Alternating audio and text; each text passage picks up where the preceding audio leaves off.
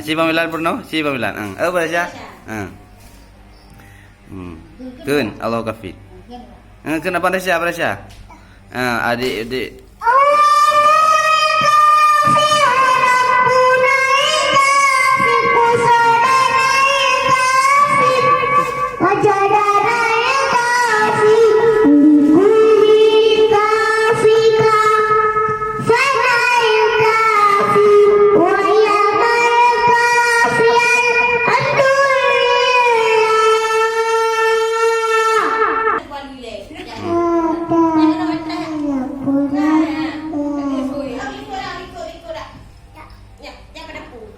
Jangan pula.